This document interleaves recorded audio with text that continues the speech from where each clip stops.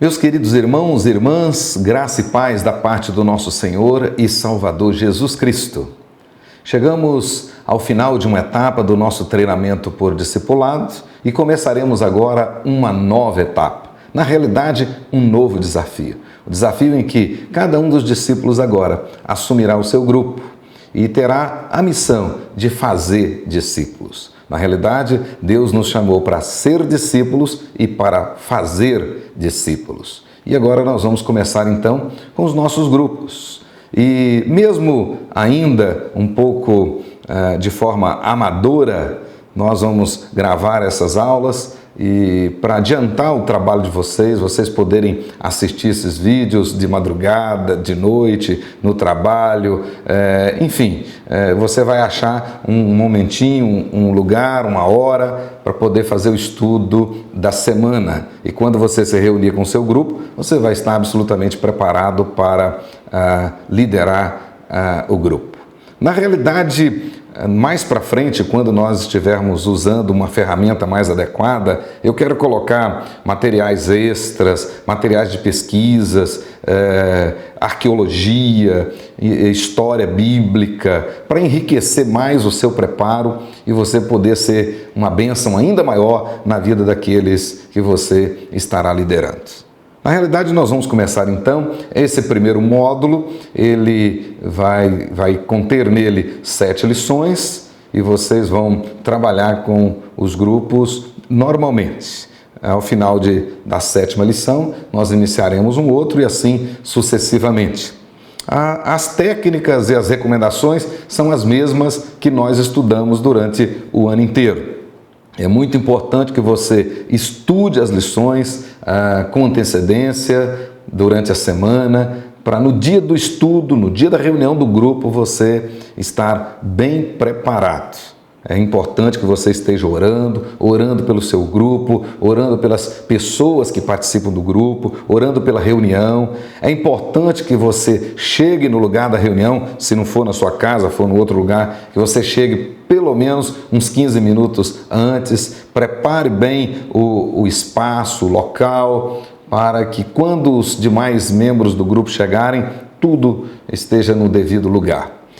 É importante também que você incentive que cada membro do grupo traga a sua Bíblia, uma Bíblia pessoal, onde ele poderá fazer anotações na Bíblia, onde ele poderá frisar os textos, acompanhar as leituras, ler, porque o estudo é indutivo e, portanto, o tempo todo você vai estar recorrendo à Bíblia. Outro detalhe interessante é que, ao longo do estudo, você leia sempre os versículos indicados na lição e compartilhe os versículos. Você pode deixar que cada um fale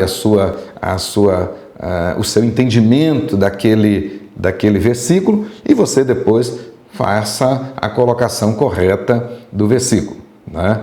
Portanto, é muito importante acompanhar os versículos bíblicos. Aliás, as perguntas são bastante sugestivas e as respostas estão claras, ou normalmente claras, nos textos bíblicos. Ok? Minha oração, estou constantemente em oração por cada um de vocês. Minha oração é que todos vocês sejam muito bem-sucedidos, sejam uma grande bênção nas mãos de Deus, uma ferramenta poderosa que Deus haverá de usar para abençoar muitas pessoas. Então, desde já, que Deus te abençoe. O estudo desta semana é a respeito do novo nascimento. E o texto básico desta semana é exatamente João, capítulo 3, versículos de 1 até o versículo 15. E o versículo para decorar é exatamente o versículo 3. Então é importante que você desafie o seu grupo a decorar os versículos. Cada semana nós teremos um versículo para decorar. E o versículo tem tudo a ver com a lição. Então, ao mesmo tempo que o membro do grupo vai decorar a palavra de Deus, ele estará linkando aquele texto decorado com a lição que será estudada. O texto a decorar para esta primeira lição é João 3, capítulo 3, versículo 3, onde a palavra diz o seguinte: a isto respondeu Jesus: em verdade te digo, que se alguém não nascer de novo, não pode ver o reino de Deus. Se alguém não nascer de novo, não pode ver o reino de Deus. Na lição de hoje, meus queridos irmãos, nós trataremos basicamente de 3 assuntos. Nós trataremos da necessidade e o significado do novo nascimento. Nós trataremos das evidências do novo nascimento. Nós trataremos da certeza do novo nascimento ou da salvação. E trataremos também se podemos ou não ter certeza da nossa salvação. Então, eu gostaria que você prestasse bastante atenção na introdução. A introdução diz exatamente isso que eu acabei de falar. Recomendo que você leia atentamente a introdução. E destaque aí na introdução o seguinte: primeiro, a absoluta necessidade do novo nascimento, ressaltando os versículos 3 e o versículo 5 de João, capítulo 3. No versículo 3, o texto diz lá: em verdade te digo, se alguém não nascer de novo, não pode ver o reino de Deus. E no versículo 5 diz lá: quem não nascer da água e do Espírito não pode entrar no reino de Deus. Então, destaque isso aí na introdução, que você estará destacando a absoluta necessidade do novo nascimento.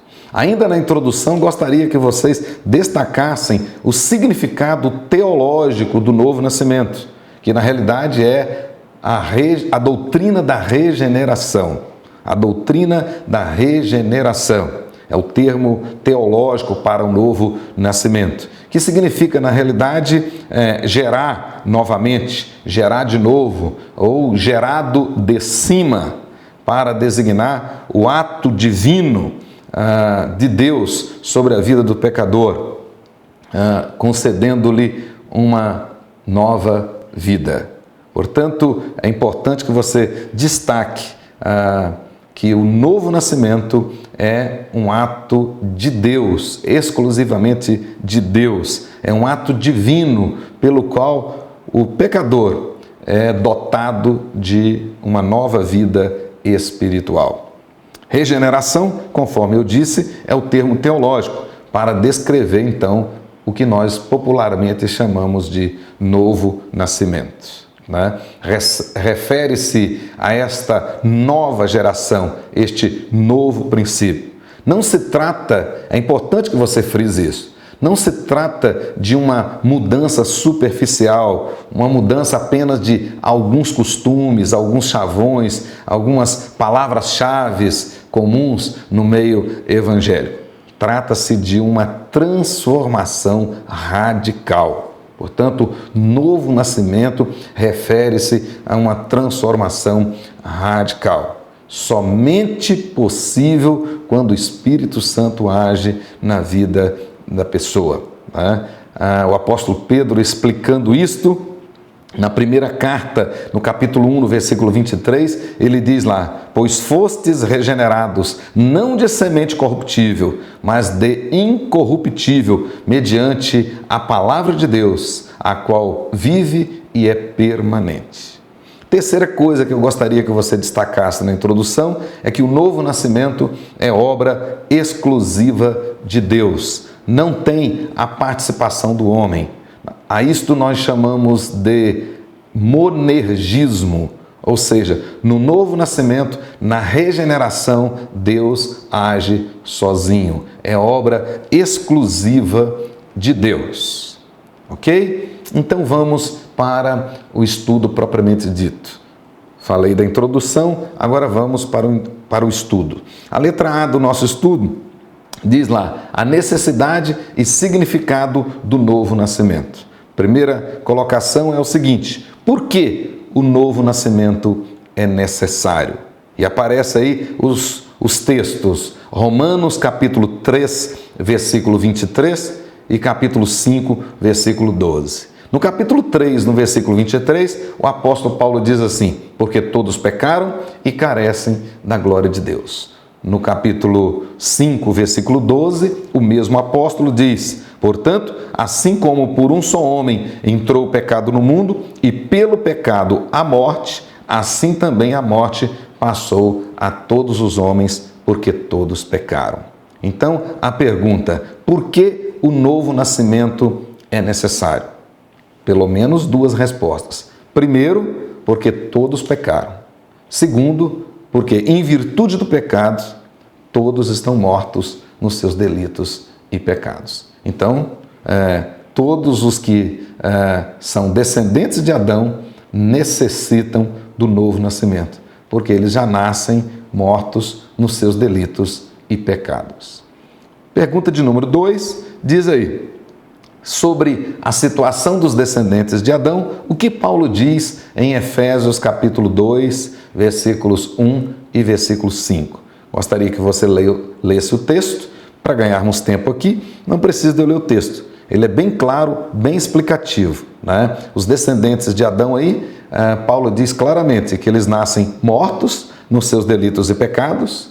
O texto diz que eles são filhos da desobediência, diz que eles são escravos do inimigo, né? O texto diz do príncipe da potestade do ar, do espírito que agora atua nos filhos da desobediência. Ou seja, os descendentes de Adão nascem mortos, nascem escravos do pecado, o texto diz, e portanto são filhos da desobediência, e o texto diz também que eles têm uma inclinação natural para as obras da carne, fazendo a vontade da carne e dos pensamentos. Ou seja, a natureza do descendente de Adão é uma natureza caída e, portanto, uma natureza pecaminosa. Portanto, a pergunta sobre a situação dos descendentes de Adão, né, o que Paulo diz, você pode destacar aí, né, estão mortos, né, são filhos da desobediência, estão debaixo do jugo de Satanás, são escravos de Satanás e seguem as inclinações da própria carne. A terceira pergunta diz lá, Nicodemos era um mestre, de fato o texto diz que Nicodemos era um mestre, né? E portanto um especialista de escrituras, mas não estava salvo. O que lhe faltava? Certamente o novo nascimento. Foi isso que Jesus disse. Se ele não nascesse de novo, ele não entraria no reino de Deus. Pergunta de número 4, o versículo 2 diz que Nicodemos procurou Jesus à noite. Por quê? O que você acha? Certamente porque ele não queria se comprometer.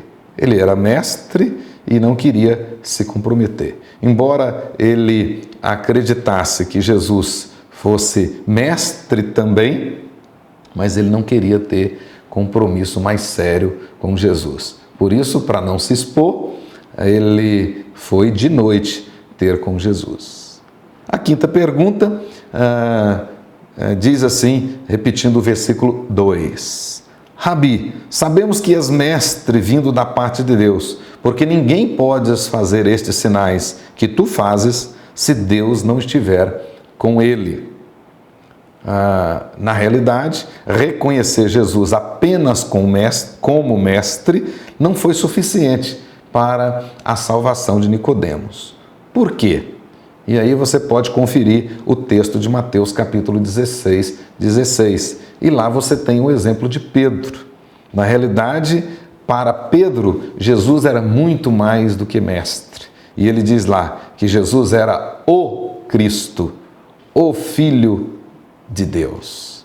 Portanto, para a salvação é necessário que se crê em Jesus como o Cristo, o Messias, o Filho de Deus. E Nicodemos só reconhecia Jesus como mestre. Outra coisa curiosa, a pergunta de número 6. Diz lá, o que significa quem não nascer da água e do Espírito? Significa que o novo nascimento, produzido pelo Espírito Santo, é um nascimento do alto, é um nascimento de cima.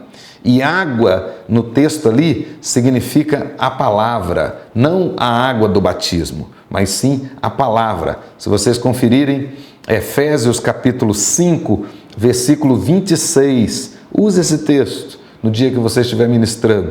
Lá diz, para que a santificasse, tendo purificado por meio da lavagem de água pela palavra. Pedro é mais claro ainda na primeira carta, no capítulo 1, no versículo 23, quando ele diz lá, pois fostes regenerados, não de semente corruptível, mas de incorruptível, mediante a palavra de Deus, a qual vive e é permanente. Então, na realidade, nascer da água significa nascer da palavra. A Bíblia diz que a fé vem pelo ouvir e o ouvir a palavra de Deus. Então, o novo nascimento é obra do Espírito Santo, usando a palavra de Deus. Pergunta de número 7. Compartilhe sobre o que o nascimento, aliás, o que é nascido da carne é carne, e o que é nascido do Espírito é Espírito. Versículo 6. O homem pode produzir o novo nascimento? É o que diz a pergunta de número 7. Na realidade, nós já vimos até agora, a introdução é muito clara. O homem não pode produzir. Por que ele não pode? Porque ele está morto nos seus delitos e pecados. E, obviamente, o morto não pode fazer nada. Pergunta de número 8. Com base nos textos já citados, como você prova que o novo nascimento é condição indispensável para a salvação? Meus queridos irmãos, a lição até agora está extremamente rica, recheada de muitos versículos bíblicos. E Jesus foi claro com Nicodemos. Se ele não nascesse de novo, se ele não experimentasse o novo nascimento, ele não poderia entrar nos céus. Então, fica claro na palavra de Jesus, em todos os outros textos que citamos na lição até agora, que o novo nascimento é condição indispensável para a salvação. Quem não nascer de novo não pode entrar no reino de Deus. A pergunta de número 9, ainda do item A, diz assim: nascer de novo significa, letra A, aí você leia com o grupo 2 Coríntios, capítulo 5, 17. Lá diz, quem está em Cristo é nova criatura. As coisas velhas já passaram, eis que tudo se fez novo. Então, novo nascimento na Bíblia, primeiramente significa se tornar uma nova criatura. Por isso o nome que nós vimos lá atrás, regenerado, ou seja, gerado de novo. Letra B, leia com eles Romanos capítulo 5, verso 10 e principalmente Colossenses 1, versículo 20 até o versículo 23. E você vai observar lá que a segunda característica, ou seja, o segundo significado de nascer de novo, significa ser reconciliado com Deus. Significa agora ter paz com Deus, ser amigo de Deus. Por causa do pecado, nós éramos inimigos de Deus. Nós estávamos longe de Deus, de costas para Deus. Agora, nascido de novo, a imagem do segundo Adão, que é Jesus Cristo, nós fomos reconciliados com Deus. Agora nós temos paz com Deus. Outra característica que o texto diz para nós aí, claramente, e eu gostaria que vocês lessem com o grupo, né? Romanos capítulo 10, que vai reforçar essa nova situação nossa de sermos reconciliados com Deus. Aí começaremos agora a letra B, segunda parte. Então observe que o estudo vai evoluindo. Nós vamos ver agora as evidências do novo nascimento. E você deve frisar com o grupo os versículos 7 até o versículo 8 do capítulo 3 de João, que é o nosso texto básico. E a primeira pergunta é: como o vento, o texto diz lá, como o vento, o novo nascimento também tem as suas características, né? E quais são, então, as características desse novo nascimento que é comparado com o vento? Na realidade, a maneira como Jesus coloca lá nos versículos 7 e no versículo 8, o vento é absolutamente soberano. Você ouve a voz dele, mas não sabe de onde ele veio, nem para onde ele vai.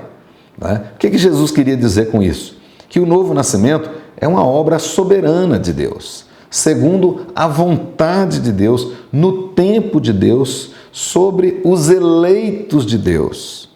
Portanto, o que Jesus queria deixar claro é que o novo nascimento não é obra de homens, é obra de Deus.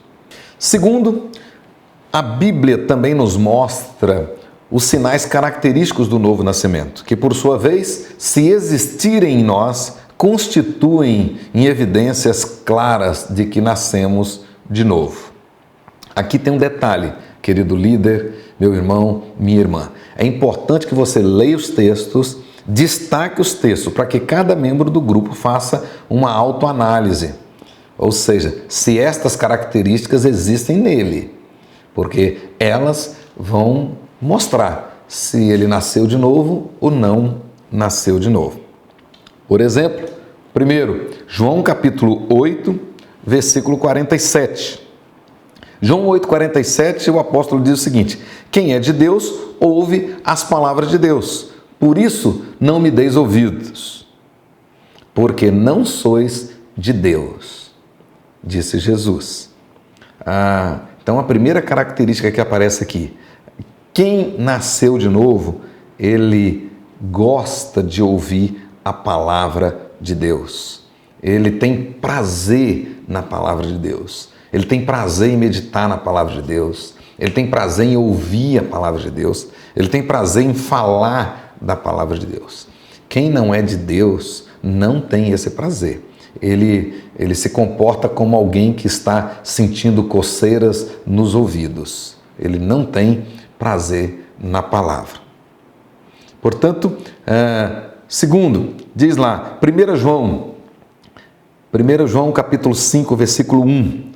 1 João capítulo 5, versículo 1 diz assim: todo aquele que crê que Jesus é o Cristo é nascido de Deus, e todo aquele que ama ao que o gerou também ama o que dele é nascido. Então, a segunda característica que aparece aí é que quem nasceu de novo ama a Deus. Quem nasceu de novo ama a Deus. O texto é claro, né? Aquele que é nascido de Deus, ele ama a Deus.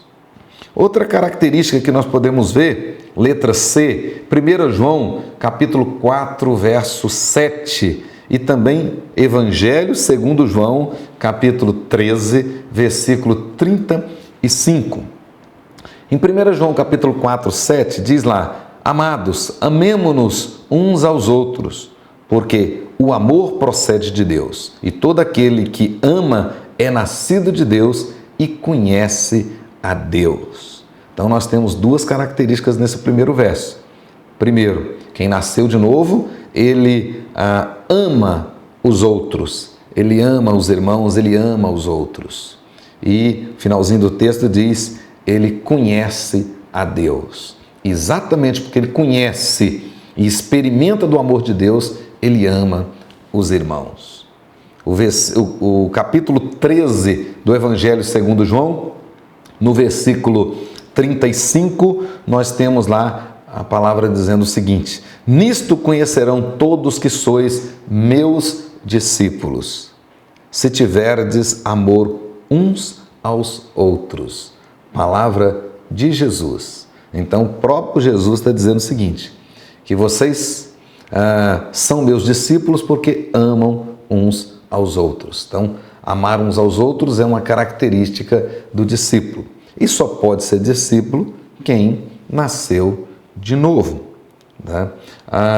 Letra D, outra característica, 1 João, capítulo 3, versículo 9 e o versículo 10, o apóstolo escreveu o seguinte: Todo aquele que é nascido de Deus não vive na prática do pecado, pois o que permanece nele é a divina semente. Ora, esse não pode viver pecando, porque é nascido de Deus.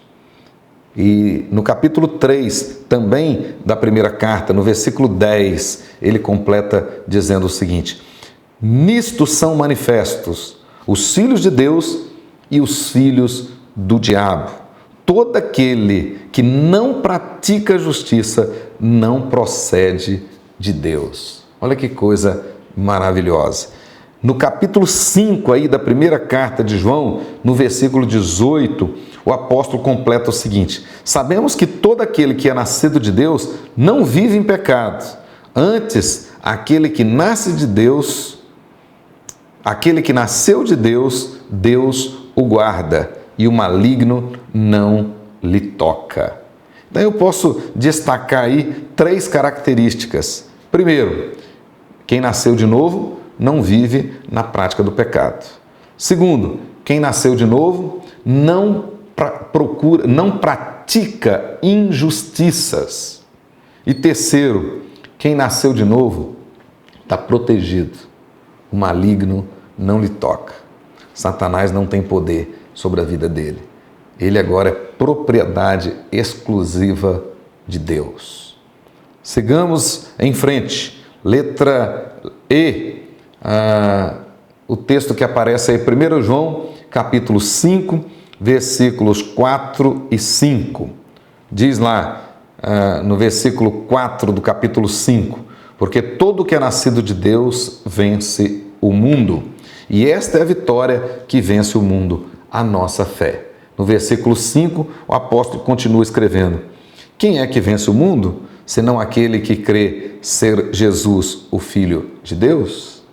Então, nós temos aqui 2 características do novo nascimento, né? Começando de trás para frente, a primeira delas é ele crê que Jesus é o Filho de Deus. Então, Nicodemos cria que Jesus era mestre. Ele não cria que Jesus era o Filho de Deus. E a característica de quem nasceu de novo é crer em Jesus como Filho de Deus. Segundo, ele é um vitorioso. Ele vence o mundo. Essas são as características de quem nasceu de novo. A letra C do nosso estudo diz a respeito da certeza da salvação. Se é possível ou não ter essa certeza da salvação, né? É possível sim. Entretanto, muitas pessoas acham que estão salvas, mas não estão. E eu fiz questão de colocar aí porque esse é um perigo. E a Bíblia fala de algumas pessoas, de alguns grupos que achavam que eram salvos, mas não eram.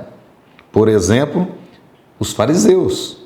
Lucas, capítulo 18, versículos 9 até 14, Jesus conta uma parábola do fariseu e do publicano orando no templo.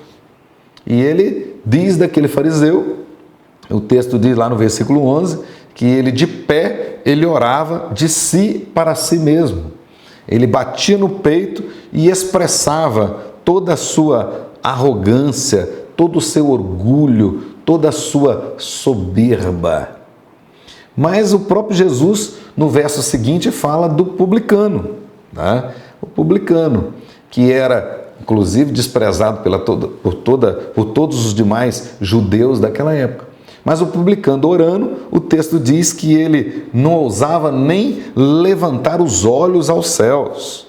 Ele batia no peito, né? E dizia que Deus, clamava para que Deus fosse propício a ele como pecador. Em outras palavras, o publicano se demonstrou humilde e totalmente dependente de Deus. O texto termina dizendo que o publicano foi justificado, o fariseu não, foi rejeitado. Então, aquele que pensava que era salvo, na realidade, não era. É muito perigoso. Outro detalhe era muitos judeus, na época do próprio Senhor Jesus, na época dos apóstolos. E o apóstolo Paulo, escrevendo aos Romanos, no capítulo 2, verso 17 até o 23, ele fala que muitos eram judeus de nascimento e até eram circuncidados, mas não eram judeus de fato. Ou seja, espiritualmente não eram judeus. Então eles pensavam que tinha salvação, mas não tinham.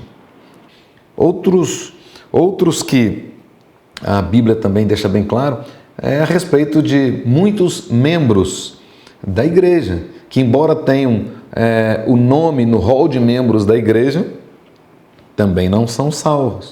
O próprio Jesus disse que nem todos que dizem Senhor, Senhor, herdarão o reino dos céus. Você pode conferir Mateus capítulo 7, 21 a 23 e Mateus capítulo 8, versículo 11.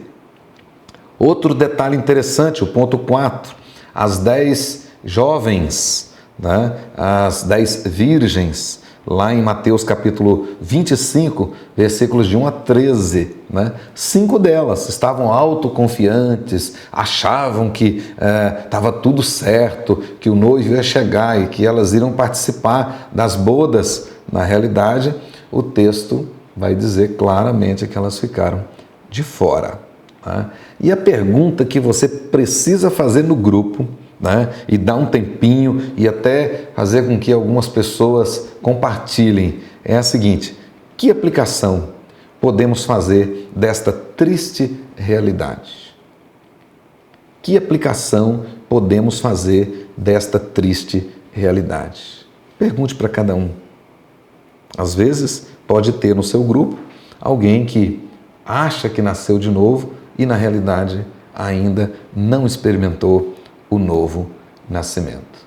Já caminhando para o final, nós temos aí a letra D da nossa lição.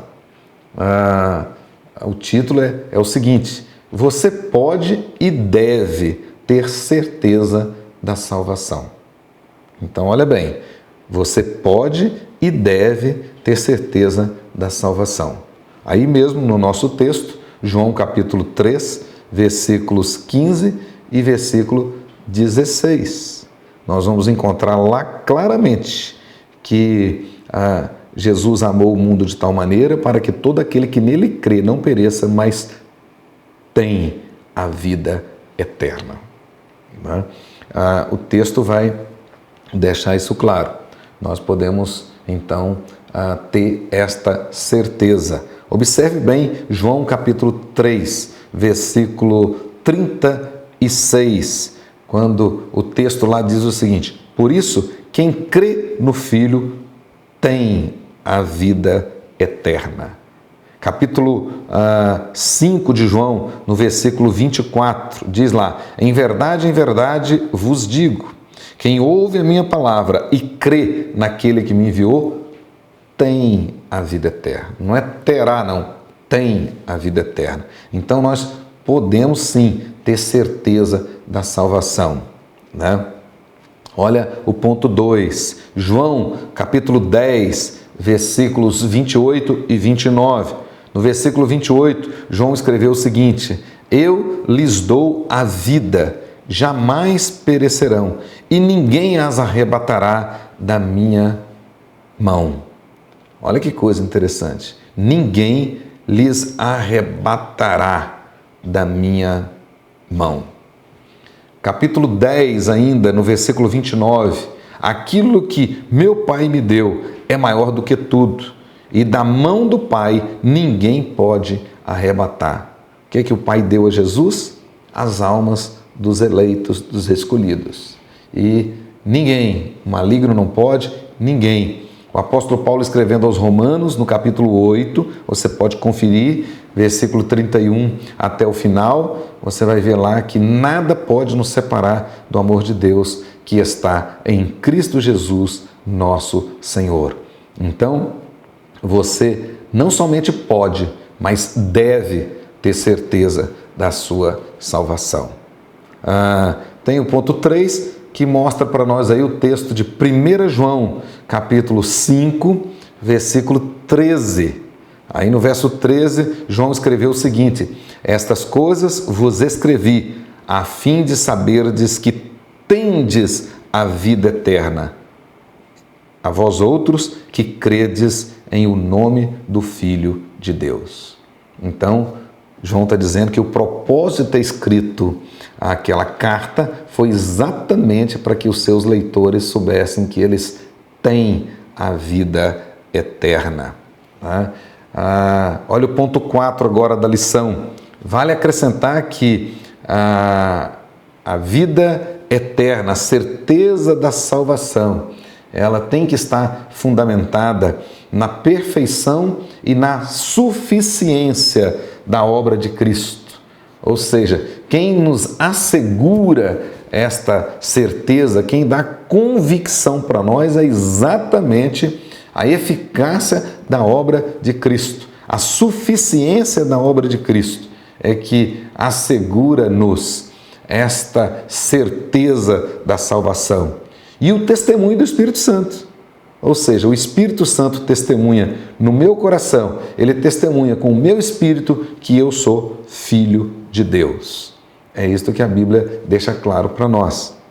Então, coloquei aí vários textos que deixam isso claro. Isaías 53:6, Efésios 2:8-9, Hebreus 9:26-28, Romanos 5:10, Romanos 8:16. A Bíblia é rica, muito clara a respeito desse assunto. Né?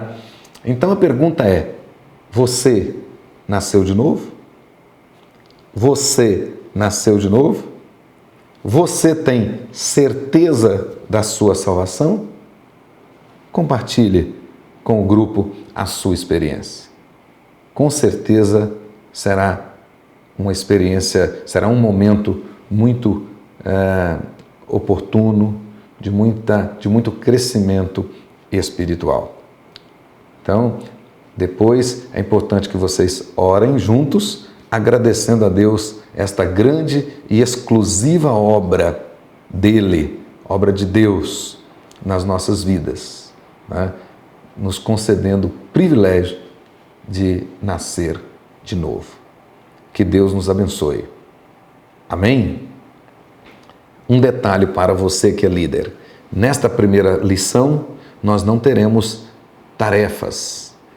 É importante que você incentive o grupo para voltar na próxima semana, anime o grupo a ler a Bíblia, anime o grupo a estudar a próxima lição. Mas ainda não teremos uma tarefa específica. Mas na frente as teremos. Que Deus abençoe e que vocês sejam ferramentas poderosas nas mãos de Deus. Amém.